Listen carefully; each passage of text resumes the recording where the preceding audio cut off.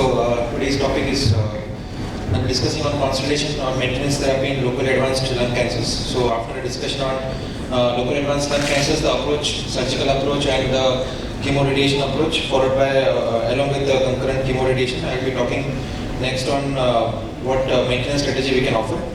So just to reiterate few of the things that in locally advanced lung cancer, the stage 3, the 5-year overall survival gets reduced significantly, reaching up to even 4% for N3 disease. So we have different terms for subsequent therapy like adjuvant therapy, consolidation therapy, maintenance therapy. So usually adjuvant therapy is used in settings like post-surgical. Here we have a role of post-op adjuvant EGFR or TKI, tyrosine kinase inhibitors therapy. While consolidation and maintenance therapies are used interchangeably, maintenance word term is used more commonly in the metastatic settings. So just to summarize the post-surgical adjuvant therapy, so we have data of post-surgical adjuvant chemotherapy based on the phase 3 trials and also the meta-analysis, which showed a benefit of 5% in 5 years, and with more benefit, significant benefit coming in stage 2 and 3A disease. Now, with the good success, with the good improvement in outcomes in metastatic disease by the use of targeted therapies and also immunotherapy, we have started moving in all these drugs into the earlier stages of the disease. So, this is the summary of the various trials and the data, which shows that post-surgical EGFR direct TKI, post-surgical adjuvant TKI based on ADORA trial, and also the immunotherapy based on IMpower10 trial showed significant improvement in the DFS, and we already know the updated 5-year data of ADORA trial. So now coming to the today's topic of unresectable stage 3 NSCLC. In the recent times, last two trials, that RTOG 9410 and RTOG 0617, which compared sequential versus concurrent, and also 60 gray versus 74 gray, it showed median OS of around 17 to 28 months, which is very poor in the current times, considering that we have moved and we have made a significant progress in the stage 4 disease, having targeted driver mutations. So, what are the problems with this unresectable stage 3 disease? That prognosis post-differentiated is very poor, with 5-year OS of around 13 to 30%, and there is a high risk of subclinical and distant metastasis. Even worse, the target patients having targetable mutations, targetable driver mutations, they also don't do as great as the patients without targetable mutations. Chemotherapy and radiotherapy may upregulate the PD-L1 expression on tumor cells, which is a predictive factor for response to PD-L1 and PD-L1 direct antibodies. So, first of all, if there is any role of maintenance chemo, so that was based only on retrospective studies, and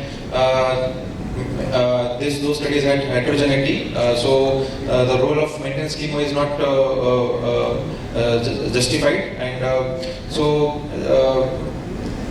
Pacific trial, which studied the role of maintenance immunotherapy or consolidation of by immunotherapy, which included patients with stage 3 disease, locally advanced unresectable, non-small cell lung cancer who have not progressed following definitive platinum-based chemo radiation therapy, minimum of 2 cycles, with a ECOG performance status of 0 to 1, and expected life expectancy of more than 12 weeks. So all comers patients with post-CTRT within 1 to 42 days were randomized in 2:1 fashion to consolidated durvalumab 10 mg per kg every fortnightly for up to 1 year, and 476 patients were included in that arm versus the placebo.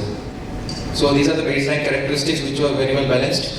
Mainly the histology, it was non-squamous in around half of the patients, more than half of the patients. Even the radiation doses were similar in both arms. 1/4 of them in both the arms had received prior induction chemotherapy, and complete response was seen in 1 to 2% in both arms, partial response in 50%, and stable disease in the rest of the patients. So the primary endpoints were PFS and OS, and around 50% of patients completed 1 year of durvalumab. So based on the last 5-year update in 2021, the 3-year OS was 56% in durvalumab arm versus 43%, and the 5-year data was 43% versus 33%, which was statistically significant. Even if you see the PFS, at 5 years it was 23% versus 19%. If you see the subgroup analysis, the durvalumab arm performed better than the placebo, except if you see the two important things here. Firstly, they stratified according to PD-L1 status, and here the cutoff which was used was 25%. And in both the less than 25 and more than 25, both showed significant benefit.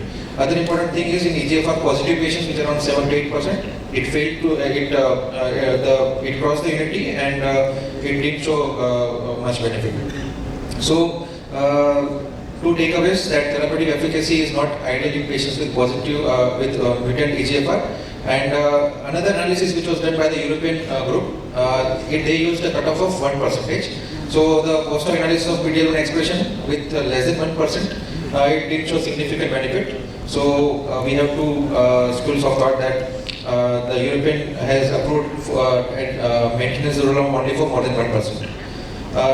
Now if we see the subsequent analysis by other teams of pattern of failure analysis, the NSCLC team and the other published in the ASCO, both of them showed that many of the patients who had distant metastasis, around half of the patients had oligometastasis, which could these patients could be candidates for SBRT1.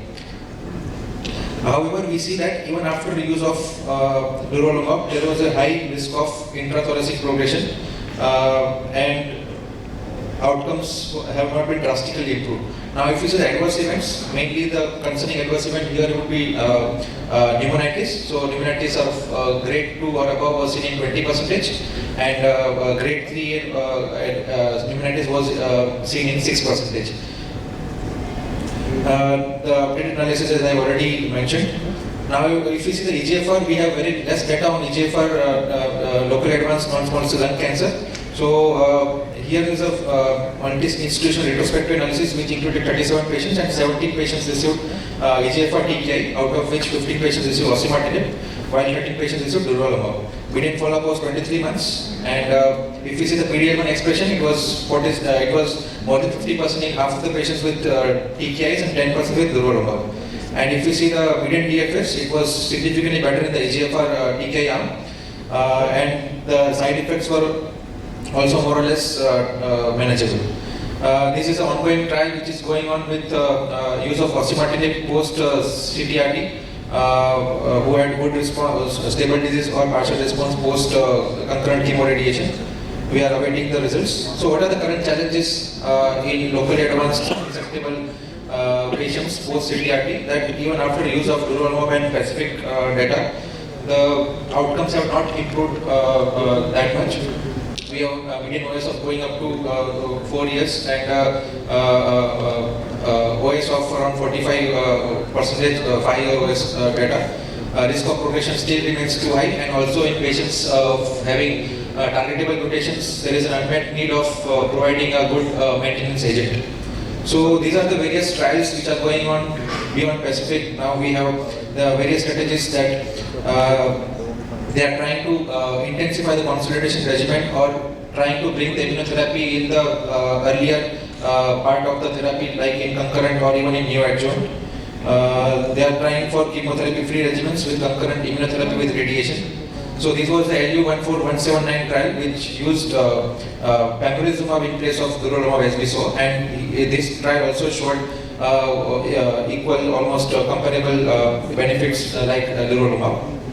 And this was another trial which was LU16081, which had a similar set of patients, and here the randomization was done into IO versus IO plus IO, and the neo-EP arm, the benefits was negligible, and adverse effects were higher, and currently it is not recommended.